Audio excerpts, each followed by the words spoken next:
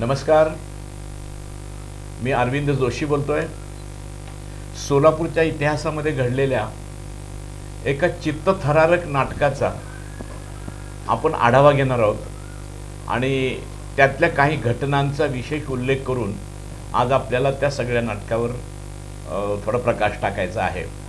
आणि ह्या नाटकाचे हिरो आहेत कुमार करजगे. नमस्कार. नमस्कार साहेब. आपण ह्या माध्यमातून अनेक वेळा ही जे मी नाटक म्हणतोय ते म्हणजे जुन्या मिल कंपाऊंडच्या जमिनीच्या आणि मालमत्तेच्या विक्रीचा झालेला संघर्ष आणि त्यामध्ये काही स्वार्थी लोकांनी प्रत्येक वेळी आणलेले अडचणी या अडचणी आणि अडथळे असताना सुद्धा या मिलच्या जमिनीची विक्री होऊन जे पैसे जमा होतील त्यातले पैसे प्राधान्याने कामगारांना दिले पाहिजेत, त्यांची देणी दिली पाहिजेत असा अट्टहास करून कुमार करजगे ह्या संघर्षात उतरले होते आणि त्यांना यश मिळालं. पण ते यश मिळताना त्यांना अनेक अडचणींना तोंड द्यावं लागलं. त्याची ती कहाणी आहे. दादा नमस्कार. नमस्कार. मी तुम्हाला पहिलाच प्रश्न विचारतो की ही जी मिल बंद पडली ती सोलापूरचं वैभव होती असं आपण म्हणतो. वैभव होतं म्हणजे काय होतं आणि ती सुरू करणारे मुरारजी ह्यांनी ह्या मिलला कोणत्या लेवलला ठेवलं होतं? या माझ्या 40 वर्षाच्या या जुनीच्या संघर्षातून मला जी गोष्ट समजल्या की 1865 साली ब्रिटिश उद्योगपती दिनशा रोमर व भारतीय उद्योगपती नरोत्तम मोरारजी यांनी 1865 साली ही सोलापुरातली जुनी मिल चालू केली. याचं नाव होतं ती सोलापूर स्पिनिंग मिल. 19व्या शतकात 1865 साली. आणि या मिलचा एवढा मोठा असा वैभव होता. या मिलमध्ये एकेकाळी 22,000 कामगार काम करू लागले आणि 3 विभाग होते. 3 ए मिल, बी मिल आणि सी मिल. आणि या सोलापूरचं वैभव असं होतं की या सोलापूरचा ना समजा जगा झालं मँचेस्टर. काड्याची पेटी बसणारी धोतर जोडी या मिलमध्ये निघत होती. ब्रिटनला पूर्ण तंबू या मिलमध्ये निघत होता आणि चादर या 3 मिल होत्या. 3 मिल, ABC. ए मिल, बी मिल, सी मिल. सोलापुरी चादर, तलम कपडा, तन कपडा आणि तिसरं ताडपत्री. तर तिथे कामगार किती काम करत होते म्हणलं? 22,000 कामगार काम करत होते. ही मिल बंद पडली 1963 ला. 1900 साहेब काय झालं पहिले 1930 साली दोन्ही मालक वाढले. पण बंद पडली 1963 ला. त्यावेळी या मिलमध्ये 22,000 लोक काम करते. आम्हाला असं इतिहास सांगतात की सोलापूरची महापालिका म्हणजे आधी नगरपालिका होती ती 1963 ला महापालिका झाली. आणि महापालिका कधी होते? 3 लाखाची लोकसंख्या ओलांडली की होते. म्हणजे त्यावेळी सोलापूरची लोकसंख्या 3 लाख होती आणि 22,000 कामगार केवळ एका मिलमध्ये काम. काय वैभव असेल. गावाचं अर्थकारण किती त्याच्यावर अवलंबून असेल साहेब. याला कळतं. आज जर सोलापूर हे एवढी वैभवशाली मिल. आता लोक असं म्हणतात मिल बंद पडली म्हणून काय झालं?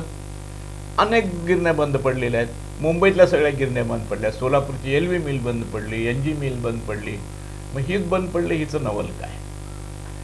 ह्याचं कारण काय? म्हणजे ही बंद पडली ह्याला महत्व का द्यायचं? मी एक सांगतो, सोलापूरच्या आजच्या ह्या पिढीला ज्यांचं वय 17 आहे त्यांनी यातली कुठलीच कल्पना नाही. या मिलमध्ये जेव्हा काम चालू झालं, ही जगातली मोठी मिल. भारतातून या सोलापूर शहरामध्ये कामासाठी लोक येत होते. आज जे माझ्या सोलापुरातले मुलं शिकतात आणि कामाला बाहेर जातात, ह्या मिलचं एवढं सांगतो, सोलापुरामध्ये बाहेरचे लोक कामाला येत होते. पण 1963 साली याला ग्रहण लागलं आणि काही स्वार्थी कामगार पुढाऱ्यांनी आणि स्वार्थी मिल मालक यांच्या संगनमताने मिल संप चालू होता. म्हणजे सगळ्या ज्या मिल बंद पडल्यात महाराष्ट्रातल्या, मुंबईच्या, त्या टेक्निकल कारणाने टेक्नॉलॉजिकली मागे पडल्यामुळे बंद पडल्या. त्या लाटेमध्ये ही बंद पडली नाही. ही 63 साली. आणि ह्या सगळ्या 80च्या दशकात. 80 दशकातल्या ही 63 साली बंद पडायचं कारण काय? मग या मिलचा मालकाला या मिलच्या मशिनरी इतर घेऊन जायच्या होत्या.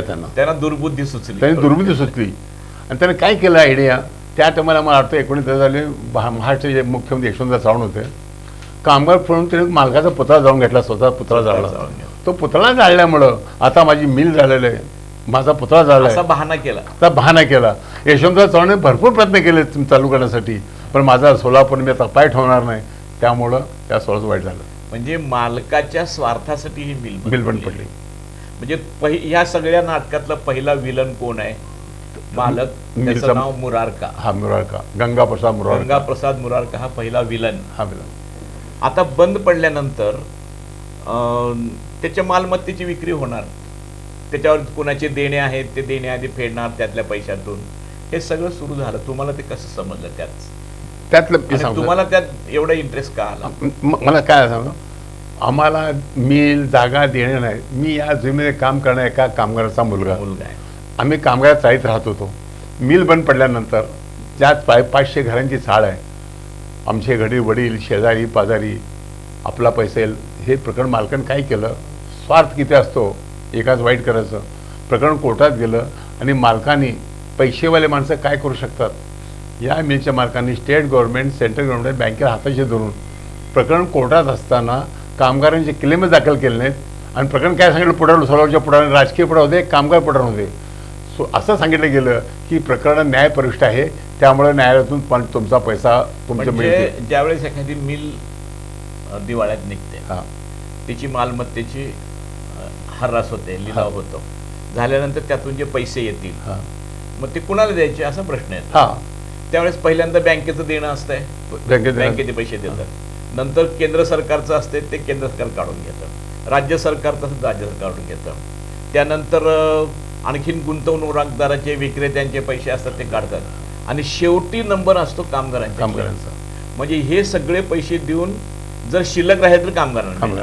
पण झालं काय, पण या गिरणीमध्ये काय झालं नेमकं कामगार? या जगात एवढी मोठी मिल, एवढ्या मशिनरी, कमी त्या टायमाला 50 ते 60 कोटीच्या मशिनरी असलेली 60 साली त्यावेळेला.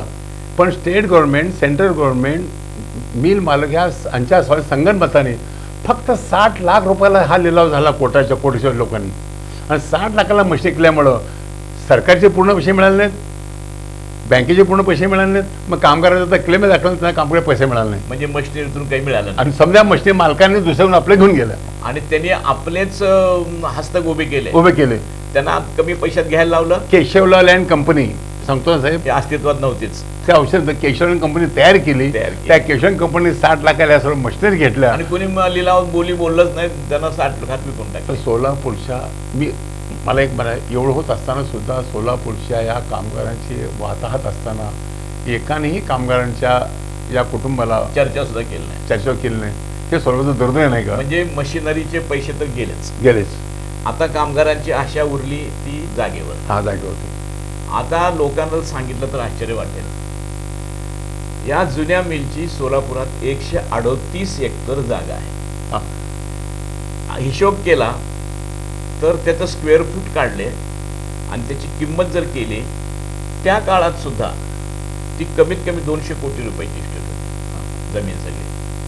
मग विक्री करताना ती किती रुपयाला गेली आणि त्याचा कसा, त्यात इतिहास कसा घडला त्या जमिनीचा? आज सोलापूरच्या लोकांना सांगतो मी, अनेक गोष्टी चर्चा होतात, उलट थोडे लोक काय करतात, चांगलं काम करा, आडवा येतं कसं येतं. पण मी काय केलं, मला जुनी मिलच्या जागेचं निर्णय घेणं नव्हतं. तळमळ होती कामगारांची. मी फक्त कामगारांचा मुलगा आणि मला कामगारांना पैसे देणं एकच बाजू दे होतं. मी माझ्या मशीनचं शिलाई दुकान होतं, सुपर मार्केट बसलो होतो, पेपरात बातमी वाचली, जुनी मिल जागेचा 1988 साली जुनी मिल जागेचा 6 लाख जाहीर लिलाव आहे. मग मी काय केलं,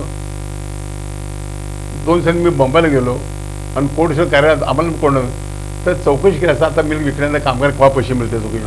तर त्या टायमाला मला कोर्ट रिसिव्हर, हायकोर्ट खाड्याने सांगितलं, कुठले कामगार म्हणलं त्या मिलचे कामगार, त्याचा क्लेमच दाखल नाही. म्हणजे 63 साली तर आम्हाला 88 साली समजलं की या कामगारांची फसवणूक कामगार पुढाऱ्यावर, राजकीय पुढाऱ्याने केलेली आहे. मग त्यांचे क्लेम दाखल झाले नाहीत. मग कामगारांनी काय केलं? तोपर्यंत काही प्रयत्न केले नाही. मग मी कामगाराचा मुलगा होतो, अन्याय लढणं मला पाहिजे. मग ते क्लेम कुठे गेले त्यांचे? मालकाचा पैसा कोण जाणून टाकले, क्लेम दाखल केले नाहीत. मग पुन्हा कामगारांना सांगितलं क्लेम दाखल केले सांगितले. मग पुण्या कामगारांना जाऊन पाहिलं नाही की कोण पाहणार, विषय गरीब कामगार, आपल्या पोटा पाण्यात देशोच लागलेला कामगार, तो वय झालेलं त्यांचे, वय झालेलं. पण मग कामगारांचे पैसे देण्याचा प्रश्नच येत नाही, क्लेम नाही म्हणलं. मग तुम्हाला हादरात बसला असेल. मग मी त्या टायमाला म्हणलं की कामगार, बिगर कामगार शेवटी मिल चालली नाही. मग मला आज सोलापूरच्या जनतेला सांगेन की न्याय असतो फक्त तुम्ही जिद्द आणि चिकाटीने प्रामाणिक होणं पाहिजे. तत्कालीन मुंबई हायकोर्टाचे चीफ जस्टिस चंद्रशेखर धर्माजी साहेबांनी, मी त्यांच्या कॅबिनेत घुसलो. नाही, पण मुद्दा असा आलाय बरं का, की ते धर्माधिकाऱ्यांचं आपण सांगूया. किती पैसे देणं होतं कामगारांचे? जर सगळे एकत्र केलं, हो इतके पैसे दिले, कामगारांचे पैसे देणं होणार 3 ते 4 कोटी पण कामगारांचं देणं होतं फक्त फंड. हा. तेवढंच तर होतं. त्यासाठी तुमची धडपड सुरू झाली झालं. आणि तुम्हाला समजलं की क्लेमच दाखल झाले नाहीत. क्लेम दाखल नाही. आता तुम्ही मग न्यायालयात गेलात. हां, न्यायालयात गेलो. मला म्हणे कामगार, मी 9 ऑगस्ट 1988 जुनी मिल बेकार कामगार वारसदार संघटनेची स्थापना करून कामगारांना संघटित केलं, एकत्र केलं, त्यांची नोंद घेतले, कामगार केले. त्या टायमाला 9,500 लोकांपर्यंत आमचा लोक देशात गेले होते. 25 वर्ष झाले होतो ते. मी हायकोर्ट गेलो. मग आता हे जे देणं आहे व्याजासहित मिळतात का आहे तेवढी तीच रक्कम? मला व्याज मिळाली. काय फंड झाले त्यामुळे 19 आता उरलेले पगार होते, म्हणजे त्यांनी निम्म्या पगारात काम केलेलं होतं, ती भरपाई मिळाली का? फार नुकसान झालं. ते मग ती भरपाई मिळते का? नाही, आता ते नाही मिळणार. नाही. आणि व्याजासहित ते पैसे 3 कोटी रुपये होत होते. 4 कोटी आणि 4 कोटी मी वसूल केले. त्या वसूल केले हा. आणि कामगारांना वाटले. वाटत केलं. तर तुमचं तिथं संघर्ष सुरू कुठं झाला? तुम्ही न्यायमूर्ती धर्माधिकारीपर्यंत आलात. गेलो. म्हणजे कसं ह्या चित्रामध्ये एका बाजूला तुमची धडपड चालली आहे, कामगारांना पैसे मिळाले, आणि दुसऱ्या बाजूला कामगारांचे पैसे न मिळता आपल्याला सगळं मिळावं असा प्रयत्न चाललेला आहे. मग इकडे सगळे खलनायक उभे आहेत, तुमच्या बाजूला तुम्ही स्वतः उभे आहात कामगारांसाठी, माझ्या महाराजांना मी, तुमची संघटना. पण तुम्हाला या सगळ्या संघर्षामध्ये काही चांगल्या लोकांनी मदत केलेली आहे भरपूर. तर त्याच्यामध्ये तुम्ही सुरुवात सांगितली की धर्माधिकारी, उच्च न्यायालयाचे न्यायमूर्ती, त्यांची मदत कशी झाली पहिल्यांदा? क्लेम म्हणा, मी कोर्टात गेलो. 25 वर्षाचा डिलो, एवढ्या वर्षानंतर क्लेम दाखल करता येत नाहीत म्हटल्यानंतर मला एका वकील काय सांगितलं, येत नाहीत म्हटले. येत नाहीत. एवढी पहिली अडचण आली काय? इतक्या कायदे अडचण आली. 25 वर्षानंतर 25 वर्ष झोपी काढली का? मग काय म्हणले, एक वकील होता अनिल जाधव, हायकोर्टातल्या, त्यांनी काय नाव फार वारंवार आले. हा, त्यांनी सांगा काय त्या वक्त विसरू शकणार नाही. ते आहेत का ते अनिल जाधव? नाही वारले ते. त्यांनी म्हणले, खरंच की तुम्हाला खरोखर कामगारांना पैसे द्यायची तुमच्यात हिंमत आहे का? हिंमत म्हणजे तुम्ही जर हे झालो, साहेब हिंमत मी एवढं आहे, मी एका कामगाराचा मुलगा आहे, जर माझ्या कामगारांना पैसे मिळत असतील तर मी हायकोर्टच्या 6व्या मजल्यावरून जीव द्यायला तयार आहे. नाही जीव द्यायचं नाही, तुम्ही काम करा म्हटले. सांगा, मुंबई हायकोर्टाचे चीफ जस्टिस धर्माजी हे फार चांगले आहेत. 2 वाजता ते जेवायला जेव्हा सुटती, त्यांच्या कॅबिन घुसाचं त्यांचे पाय धरायचे. एक तर तुमचं काम होईल, अन्यथा तुम्हाला जेवण टाकते. कारण उच्च न्यायालयाच्या न्यायमूर्तीला खासगीरित्या भेटणं, कॅबिन घुसणं फार मोठा गुन्हा आहे तो. नाही, जो बोलू देत नाही त्याच्या घरी सुद्धा जायचं नसतंय, बोलत नसतात. तुम्ही मात्र त्यांचे पाय धरायला गेलो. त्यांना पटल्यानंतर त्यांनी बार कौन्सिलचे सेक्रेटरी एम ए त्यांना बोलवलं. सर्व माहिती घ्या म्हटलं मला. आणि त्यांनी पुन्हा 5 वाजता बोलवलं. तेव्हा समजलं की मग त्यांनी कोर्ट रिसिव्हर लिक्विडच्या भानगड येते. दुसऱ्या दिवशी त्यांनी मी कोर्ट लिक्विडेटेड आणि कोर्ट रिसिव्हरला रिसेंट ह्या. आता हे सगळं जे प्रकरण आहे ते मालमत्ता विकणं, जमिनी विकणं, ते हरास करणं, त्यातले पैसे, त्याचं वाटप, हे सगळं कोर्ट रिसिव्हर करत असतं. कोर्ट रिसिव्हर करत. त्याची तुमची आता पहिल्यांदा भेट झाली, त्याला बोलवलंय न्यायमूर्ती. बोलवलं, काय सांगितलं, मग त्याला म्हटलं की कामगार अन्याय झालेला आहे जेव्हा म्हटल्यानंतर Bombay high court free legal advice committee, त्यांच्या वतीने 2 वकील, 1 कौन्सिल क्लेम दाखल केले. आणि हायकोर्टात अशा आदेश जस्टिस काजी अशा ऑर्डर मिळाली, दुनिमेच्या जागा विक्रीतून पहिल्या अग्रक्रमाने कामगारांना पैसे द्यायची मला ऑर्डर मिळाली. म्हणजे तो 25 वर्षाचा नियम त्यांनी बाद ठरवला, बाद केला. कसं, कारण क्लेमच दाखल झाले नाही. क्लेम दाखल झाले असते, क्लेम मध्ये काही चुका असत्या तर न्यायालय म्हणलं असतं की आता तुमचा क्लेम काही उपयोग नाही आहे. पण क्लेम दाखलच झाले नाही, त्यांची फसवणूक झाली आहे. तर त्यांनी जो कायद्याच्या बाहेर जाऊन तो दृष्टिकोन स्वीकारला की ही केस वेगळी आहे आणि ही मालकाच्या स्वार्थामुळे बंद पडलेली मिल आहे आणि ह्याची मशिनरी विकून काही कामगारांचे पैसे मिळालेले नाही. कामगार मात्र देशावर लागले. तर आपण एक वेगळा दृष्टिकोन स्वीकारून की ह्याला परवानगी देऊया असं ते म्हणतात. न्यायमूर्ती धर्माधिकाऱ्यांचा दृष्टिकोन तिथे सामाजिक प्रगट झाला. तिथे तुम्हाला पहिला परमेश्वर भेटला. मग त्यांनी क्लेम दाखल करू शकता हे सांगितलं. सांगितलं, दाखल केले, 2 वकील दिले, त्यांनी स्वतः एक पैसा मला खर्च नाही, त्यांनी पैसे दाखल केले न्यायमूर्तीने सांगितल्यास काय पैसे मागतात ते. आणि जागा विक्रीतून अग्रक्रम कामगार विषयाचे आदेश झाले. मी खुश झालो. पण खरं सांगू का सोलापूरकरांनो, सोलापुरातील हा मिलचा मालक, सारथी, सोलापूरचे बिल्डर्स, राजकीय मंडळी, भांडवलदार, पुण्यातले संगनमताने ही जुनी मिलची सर्व जागा 1,70,00,000 घेऊ लागली.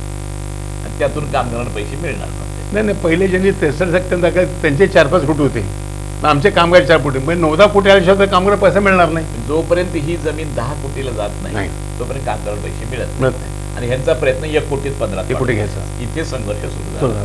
क्लेम तर मंजूर झाले, क्लेमला परवानगी दिली. आता ते 10 कोटी रुपये कसे येतील असा प्रश्न तुमच्या प्रश्न होता. आणि कुमार हे तर 1 कोटीच्या पुढे द्यायला तयार नाही. नाही, आणि कुमार रस्त्यावर भांडण करणार पैसे असा अंडर एस्टिमेट केलं मी होतो. एक घटना घडली, आज सोलापूरला सांगतो, तुमच्या साक्षीला सांगतो, विथ पुरावे सुद्धा आहेत आता सध्या. मी क्लेम दाखल केले आणि हे दाखल केल्यानंतर किंमत वाढवून म्हणून तयार नाही. ही जागा कमीत कमी 150-200 कोटीची जागा ही लोक फक्त 1-1.5-2 कोटीत घेऊ लागलेत. फक्त 10 कोटी किंमत वाढवायची एवढ्यासाठीच मी 30 लाख रुपये भरलं. काय बघा, 30 लाख रुपये डिपॉझिट भरले, भाग घेता येत नव्हतं. त्याच्यासाठी पहिल्यांदा भाग घ्यायला डिपॉझिट. मग मी काय केलं, माझ्या मस्टे अकाउंट मी तो माझ्या भावाकडनं 30 लाख गोळा केले, तिकडून डिपॉझिट भरलं. कशासाठी? फक्त 10 कोटी किंमत वाढवायची ना आपण बाजूला साठायचं. हरास करा, म्हणजे लिलावात भाग घ्यायचा. मी लिलावात भाग घेतला. हे मालकाला जेव्हा समजलं, जेव्हा समजलं तेव्हा एक प्रयोग माझ्यावर झाला. एक प्रयोग सोलापूरचा, म्हणजे तुम्ही 30 लाख भरून हक्क तर मिळवला. तुम्हाला वाटलं आता मिळणार पैसे आपल्याला 10 कोटीला. हरास काय करायचा? 8 कोटी, मी घ्यायचं नाही, मी जागा घ्या स्वप्नात बी नाही. 10 कोटी किंमत वाढायची सोडून द्यायचं, बोलीत भाग घ्यायचा, फक्त बोलीत भाग घ्यायचं. आणि तिथे तुमची खरी अडचण सुरू झाली, पहिला संघर्ष सुरू झाला. सांगतो मालकाला समजलं की हे कोणीतरी आहे. तर मालकाने काय केलं आणि या इथलं उद्योगपतीने काय केलं, सोलापुरातील एक बिल्डर बाबूबाई मेहता आणि कांती भाट्यामन हे दोघं माझ्याकडे आले. मला म्हणले, तुम्हाला मालकाने बोलवलंय. म्हणजे गोकुळदास मुरारका, गंगाप्रसाद मुरारका. येतो म्हणलो, ठीक आहे, संध्याकाळी जायचं ठरलं.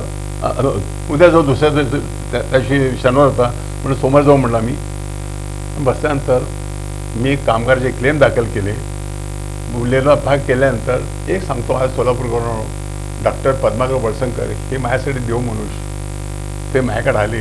माझ्या घरा जुने कामगार चालीत राहत होतो.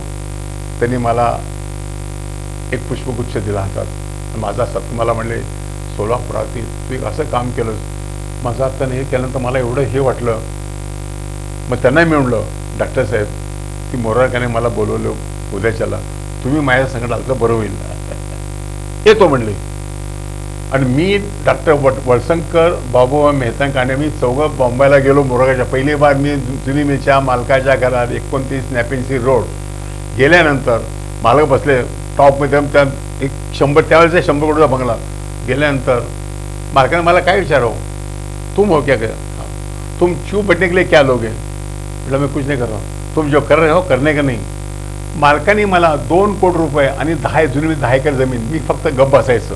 2 कोटी आणि 10 एकर जमीन तुम्हाला द्यायला तयार. मी फक्त काय करायचं, मी काय बाकी करायचं नाही, मी फक्त जुनी जागेच्या लिलावात भाग घ्यायचं नाही, मागे फिरायचं. मी मागे फिरलो तर किंमत येणार नाही. किंमत नाही आल्यावर कामगारांना पैसे मिळणार नाहीत. त्या मालकांना शेठजी, मला पैसे देण्यापेक्षा माझ्या कामगारांना पैसे द्या, मी काय करणार नाही. कामगारांचं देणं 3 कोटीचं होतं, 4 कोटीपर्यंत 4 कोटी होतं. मग ते 2 कोटी मला देण्यापेक्षा कामगाराला द्या म्हणून 4 कोटी मी म्हटलं त्यांना, चलो त्यांना कामगाराला पैसे द्यायचे नव्हते. पुतळा झाला माझा. हे ठेवणं. मी बाहेर आल्यानंतर डॉक्टर वळसंकरने माझ्या पाठीवर हात मारली. 2 कोटीची ऑफर तुम्ही धुडकावली. डॉक्टरला अजब वाटलं. म्हणले 2 कोटी 10 तासानं मिळालं. कुमार, स्वतःचे जणला ना तर आपण सोबत जाऊ, बरोबर. तर मी शिवा पाठी उभारतो. डॉक्टर वळसंकर यांनी सोलापूरचे पहिले एक चार्टर अकाउंटंट तोडपुळे, सोलापूरचे लॉयलमध्ये असलेले ॲडव्होकेट केळकर, त्याला 3च पेपर होते, संचार, केसरी, तरुण भारत. त्या 3ही पेपरचे संपादक रंगणामध्ये वेळ करून दिले.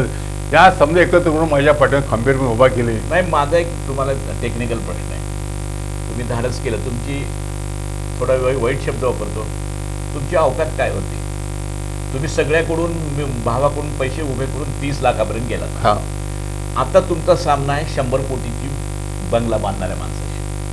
हा, इथं तुम्हाला बोली लावायची आहे. तुम्हाला असं वाटलं नाही का की आपण 10 कोटीपर्यंत बोली लावण्यासाठी उतरलोय?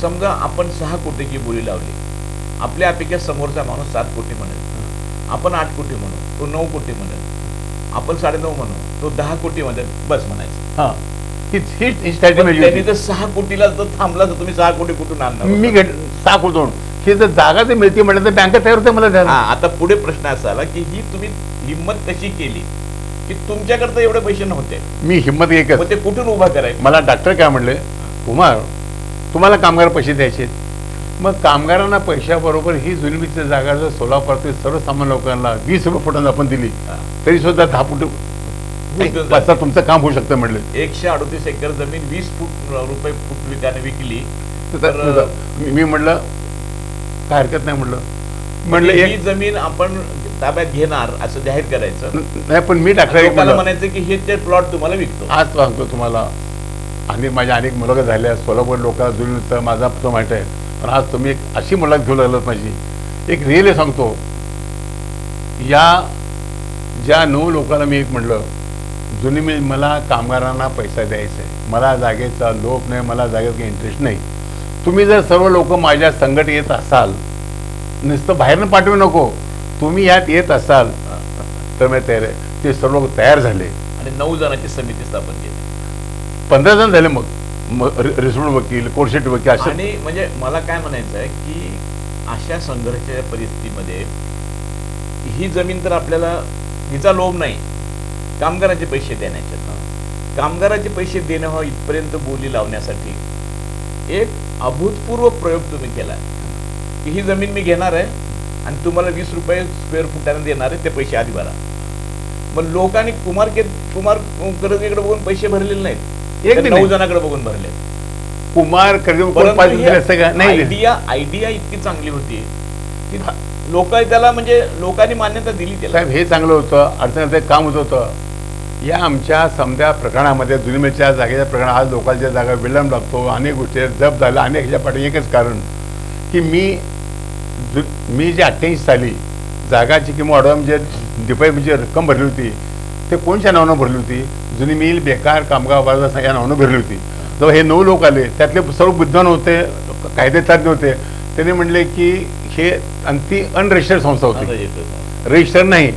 मग हे काय म्हणले, कुमार आपल्याला ह्याच नावानं आपण रजिस्टर संस्था करू. मी म्हणलं ठीक आहे तुम्ही करा. मग त्यांनी घटनेत मी सर्व तयार केली, रजिस्टर तयार केली. त्या घटनेत त्यांनी उद्देश काय केला, घर बांधणे व घर कार्यान्वयन करणे आणि ते धन दाखवलं. पण धर्मादाय कार्यान्वयन काय केलं संस्था करा, हे उद्दिष्ट आमच्यात बसत नाही. अरे म्हणजे अडचण आली पाहिजे. त्यामुळे गृहनिर्माण व गृहनिर्माण संस्था आहे त्यांनी कॅन्सल करून ते संस्था रजिस्टर दिली. मग हे जसं हे बुजुर्ग लोक काय म्हणले, कुमार आपण काम करू म्हटले, या संस्थेच्या नावानं जागा पैसे घ्यायचेच नाही, या संस्थेच्या नावानं रिसिव्हरच्या नावाने नाही या नावानं पैसे घ्यायचे नाहीत. आपण लोकांना असं आवाहन करू की ज्यांना जुलमी जागेला प्लॉट पाहिजेत त्यांनी स्वतःच्या नावाने युको बँकेत खातं काढायचं आणि त्यांच्याच खात्यातच पैसे भरायचे. मग ते पैसे त्यांच्या नावावर राहणार, त्यांच्या नावानेच भरायचे. त्यांच्या कोर्टातून लिलाव झाल्यानंतर मग आपण त्यांच्या खात्यातून डायरेक्ट कोर्टाला पाठवायचं नाही, आपण घ्यायचेच नाही. आणि सर्व पैसे भरल्यानंतर कोर्टातून सदरची जागा हे एका ग्रामीण संस्थे नावाने घ्यायची. हे आमचा हे मान्य झालं. पण झालं काय, आता पुढे अडचण आली, अडचण. पैसे जमा तर झाले नाही 10-9 कोटीला जागा झाली, पैसे अनेक कुठे अडचणाला बिल्डर आणलं. तुम्हाला जमीन मिळाली सुद्धा नाही जमीन ती नाही, ऑप्शन मंजूर झाला, ऑप्शन मंजूर झाला.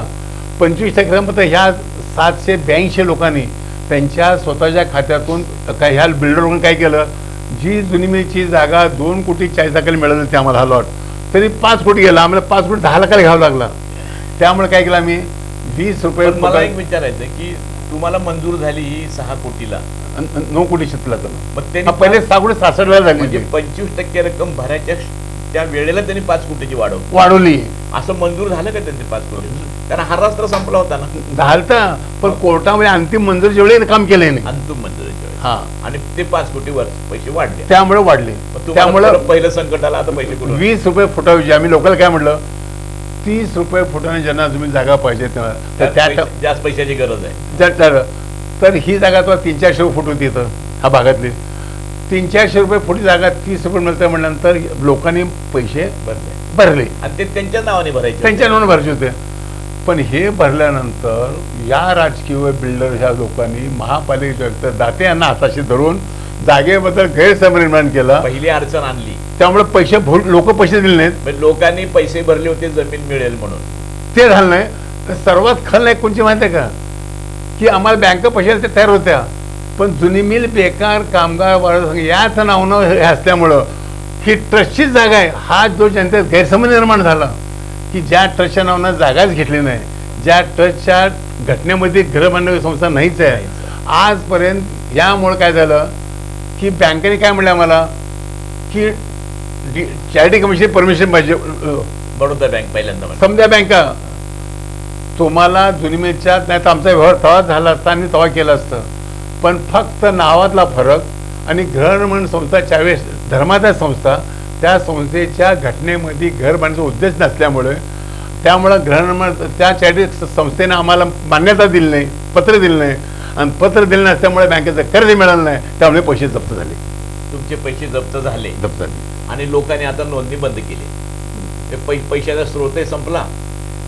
2 कोटी 10 एकर जमीन घेऊन बसला तर बरं झालं असतं की नाही. 2 कोटी तापच झालं नसतं की. बघा मी ते 2 कोटी कामगारांना आज ह्या तुमच्या माध्यमातून आज इन चॅनल BR न्यूज आज तुम्ही साहेब जे हे येतात, मी शपथ सांगतो मी जाताना काहीही घेऊन जाणार नाही. माझ्या घरामध्ये माझ्या वडिलाचा आणि माझ्या आजोबाचा आध्यात्मिक वारसा आहे. मी घेऊन जाईन ते माझे कर्म, आणि मला कामगारांना पैसा देणं हाच माझा ध्येय उद्देश. पण मला एक सांगा तुम्ही की तुम्हाला ऑक्शन मंजूर झालं होतं, 6 लॉट मंजूर झाले, त्याचे 25% तुम्ही भरले, म्हणजे कोर्ट रिसिव्हरला जागेपोटी काहीतरी मिळालं. ते तुमचे जप्त झाले का?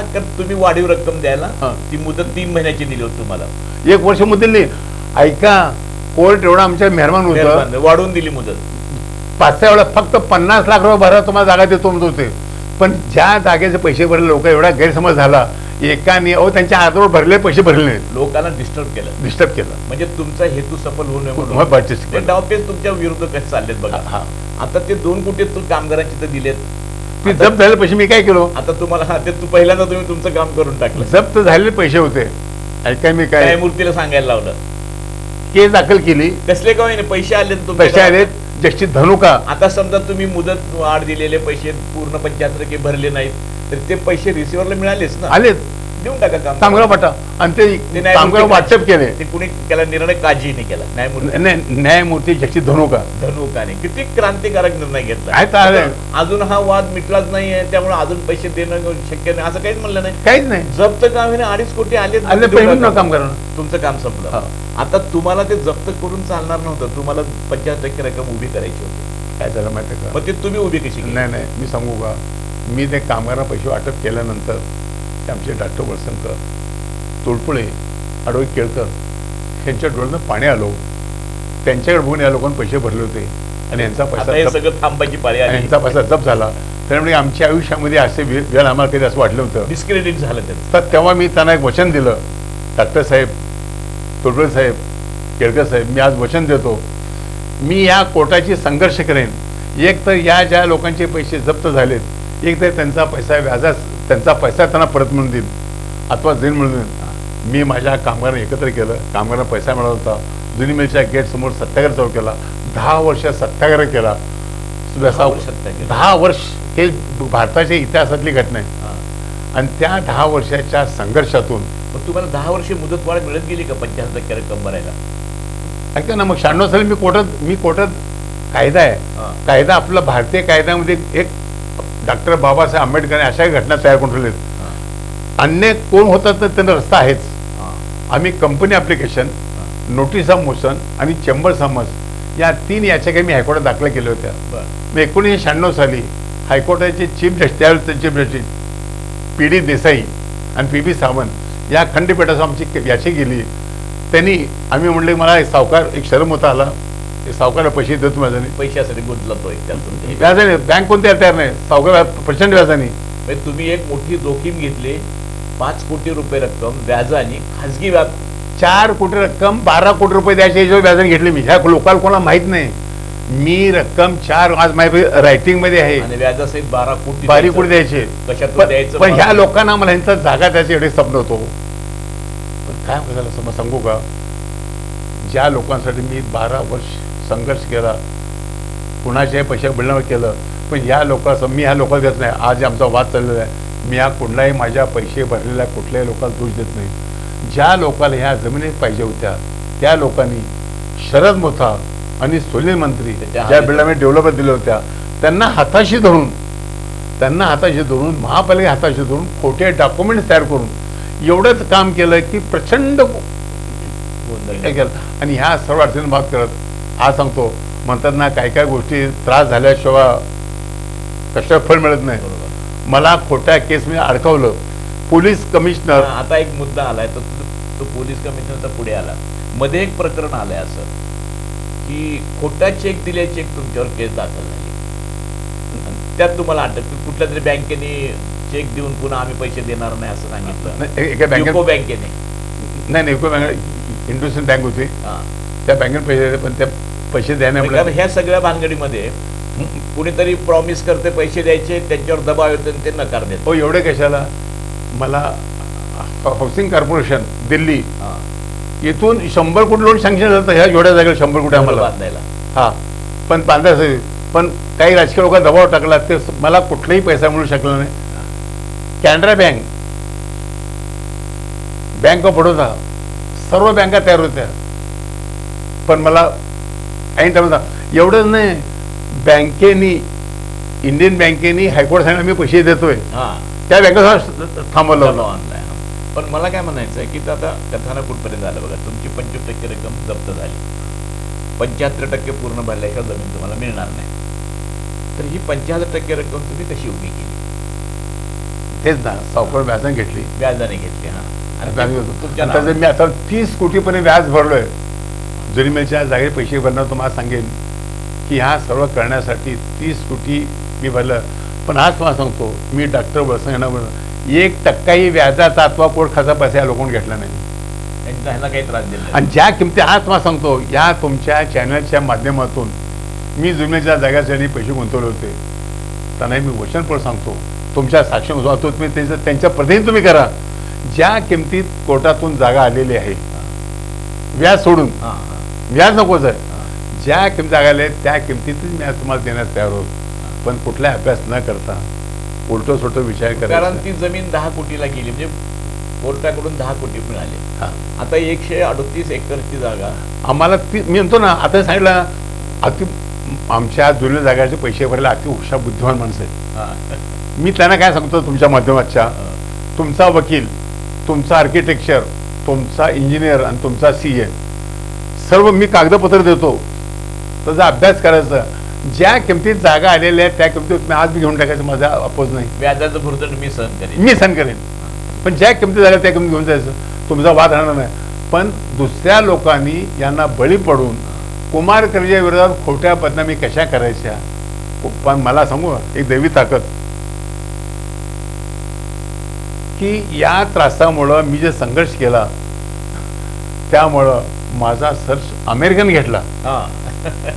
कारण जगाचा इतिहास असं कधी घडलेलंच नाही. एका कामगाराचा मुलगा क्लेमसाठी एवढा संघर्ष करतो खिशात पैसा नसताना. नाही 2 गोष्टी झाल्या. एक असा सोशल वर्क आहे की आज मी तुमचे कागद आणलेत, टाइम्स ऑफ इंडियाने त्याच्या वेबसाईटवरती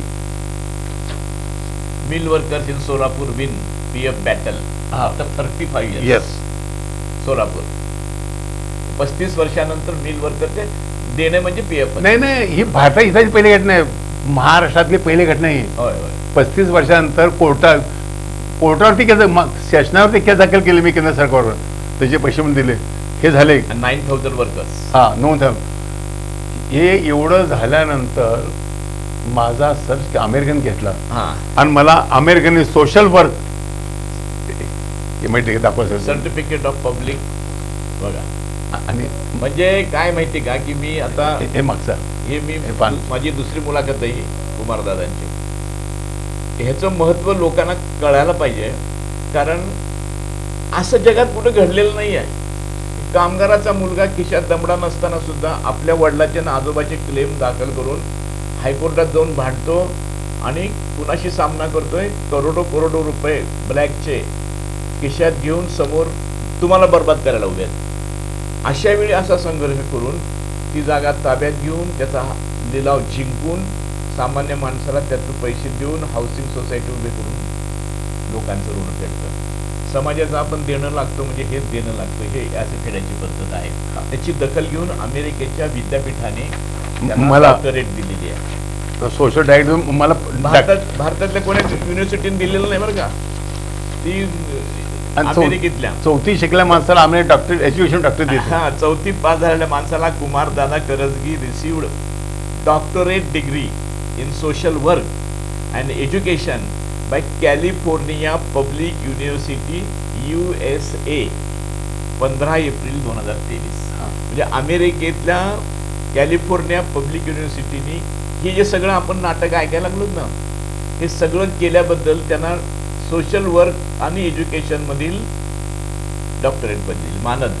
डॉक्टरेटसाठी आधी MA तर व्हावं लागते ना, पण ते चौथी पास माणसाला डॉक्टरेट दिलेली आहे. हे कसं माहिती का की तुम्हाला मी सांगतो काय ते. आज जर मी सोलापूरच्या एखाद्या माणसाला विचारलं ते कुमार करजगीने काय केलं, काय की ते भांगडी खूप करते, त्याला 2दा अटक झाली होती, काहीतरी पैसे खात आहे, एवढं वैभवशाली स्वतःचे पैसे कमवले, याच्या पलीकडे काही माहिती नाही आहे. परंतु भारतात घडलेल्या घटनांचा अमेरिकेतले लोक किती बारकाईने अभ्यास करतात ह्याचं हे निशाणी आहे. की तुमच्या देशात हे चाललंय हे बघा रे बाबांनो. मी तुम्हाला का सांगतो माहिती का, ही बचत गटीची मोहीम आहे. बचत गटाची आम्हाला माहितच नव्हती, पत्रकारांना सुद्धा माहित नव्हती. आम्हाला बचत गट कधी कळले, दक्षिण सोलापूर तालुक्यामध्ये एका गावामध्ये बचत गट चालू होते, आम्हाला माहित नाही. लंडन मधली एक कंपनी आली हेल्पेज इंडिया, ते म्हणजे तुमच्याकडे काय चाललंय बघा, चला तिकडे दाखवतो आम्ही, आणि त्यांनी आम्हाला दाखवलं. ते म्हणजे त्याची नोंद आम्ही घेतली नव्हती, हेल्पेज इंडिया ब्रिटनने. तसं ह्यांच्या कामाची दखल अमेरिकेतल्या विद्यापीठात घेतली. हे वैशिष्ट्य आहे. म्हणजे आज मी सांगतो सोलापूरकरांनो, हे मला अमेरिकन डॉक्टर दिली एज्युकेशन समजायला मला काय देत नाही. मी एक संघर्ष होत आहे आणि संघर्षात काय केलं, मी एवढं काम करताना माझा एकुलता एक मुलगा ॲक्शनमध्ये गेला. मी म्हटलं ए परमेश्वर, तुझ्याशी संघर्ष, तू माझ्या एकामाला घेऊन गेलास तरी माझी हजारो मुलं तयार करतो. आणि आज सांगतो मी कोणालाही मला पैसा घ्यायचा, देवाने एवढं आशीर्वाद पाठीशी दिलेलं आहे. काय करायला पाहिजे, तू माझ्या एकामाला घेऊन गेला ती माझी हजार. आज माझ्या शाळेत कॉलेजमध्ये 5,000 मुलं आहेत. हे माझे मुलं आहेत. नावाने इंजिनिअरिंग कॉलेज एक आहे. इंजिनिअरिंग कॉलेज मी जागा दिली. काय केलं मी, एक पैसा डोनेशन घेत नाही माझ्या शाळेला. या डॉक्टरेट मिळाली, हे सगळं झालं. आज जातात, आज तुम्ही माझी मुलं घेतली, हे सर्व हे एक साधं पत्र आहे. ते फार महत्वाचं आहे. या अमेरिकेच्या कॅलिफोर्निया युनिव्हर्सिटी मला डॉक्टर, त्याच्यापेक्षा 100 पटीनं ह्या कागदात मी महत्व देतो. का, एका मगरूर मिल मालकाने माझ्या कामगारांचे 35 जवळजवळ 25 वर्ष ज्या माझ्या काम हालापेठा केल्या, 25,000 घरं देशोधर लावले, संसार जोड लावले. त्या कामगारांना मी त्या मालकाची अशी का मस्ती उडवली. नंतर ना परमेश्वर असतो. 1958 साली कामगार हे पैसे दिले, मी सेंटरवरती केस दाखल केली, त्याचा कोर्टात निकाल लागला. मालकावरती सेंटरवरती फंडाचे पैसे, फंडाचे सेपरेट होतं. तर निकाल लागल्यानंतर मी कोर्टात रोडू लावलो. मालक आला माझ्यापाशी, खरंच की मिल गई थंडक, हो गई शांती. मी काय करायला पाहिजे तुम्हाला सांगतो, तुमच्याजवळ सहनशीलता पाहिजे, अहंकार नसायला पाहिजे. मी कोर्ट नंबर 6 मध्ये हायकोर्टाच्या मालकाचे पाय धरले. शेठजी, हमारे पोरको ने आपका नमक खाया है. वर्कर हे म्हटल्यानंतर एक कठोर काळजाचा म्हणून सुद्धा वेडा झाला. खरंच की तू मेरे साथ आएगा. अब्बी क्या उठलो, त्यांच्या गेलो. जे 10 वर्षापूर्वी मला 2 कोटी रुपये देऊन मला जो मला हाकलत होता त्या बंगल्यात मी पुन्हा गेलो. मी गेल्यानंतर मालक आत गेले, कोट टाय बी त्यांचा काढला, एक बंटी माझ्या समोर आले आणि गुडघे टेकले आणि मला हात म्हणले, माझा आज जर मी तुझी माफी नाही मागितली तर परमेश्वर मला माफ करणार नाही असं बोलले. पण जेव्हा हायकोर्टातून माझा लिलाव मंजूर झाला, आज सांगतो जुनी जागा पैशाला ध्यानात ठेवा, तर त्या टायमाला 15% व्याजाने म्हणजे 9 कोटी रुपये व्याजाचे होत होते. 9 कोटी रुपये त्या मी देतो म्हणा, काय किंमत 30 रुपये ते 1 लाखाने द्यायला असतं. पण मिलच्या मालकाने काय केलं, माझा सत्कार केला घरामध्ये, त्याच्या मिसेस बोलवलं, सत्कार केला आणि हे पत्र मला दिलं आणि माझे 9 कोटी रुपये 9 कोटी मालकाने मिळणार होते. कोर्टात अंडरटेकिंग दिलं, ह्यांचे 9 कोटी माफ करावेत. 2 कोटीला ठोकर मारली, माझे 9 कोटी रुपये सर्वांचे माफ झाले. त्या 1,000 कोटीपेक्षा हे पत्र आज माझ्यासाठी महत्वाचं आहे आणि मी तुम्हाला विनंती करेन, सगळ्यात मोठी डॉक्टरेट आहे हे पत्र तुम्ही वाचून दाखवलं थोडं ना. ते वाचण्यासारखं पत्र आहे. मोरा कोणा गंगाप्रसाद मोरारका, ज्या माणसाने ही मिल बुडवली, त्याचं तो 1998ला 19 जानेवारी 1998 88 पासून संघर्ष चाललाय. 98ला हे पत्र लिहून दिलंय. सुरुवात केलेली 2 कोटी रुपये लाच देऊन मोह पाडण्याचा प्रयत्न केलेला आहे, परंतु तो ठोकरून लावल्याचं बक्षीस असं मिळालं. 98 साली तो लिहितो, श्री सी कुमार करजगी, प्रेसिडेंट, जुनी मिल बेकार कामगार वारसदार आणि जनहित संघर्ष समिती Solapur. Dear sir, I will be failing in my duty if I do not reciprocate your hard work. म्हणजे मी तुमच्या ह्या कामाला जर रेसिप्रोकेट केलं नाही, म्हणजे तुम्हाला प्रतिसाद दिला नाही, तर मी माझ्या कर्तव्याला च्युत झालोय असं मी समजेन.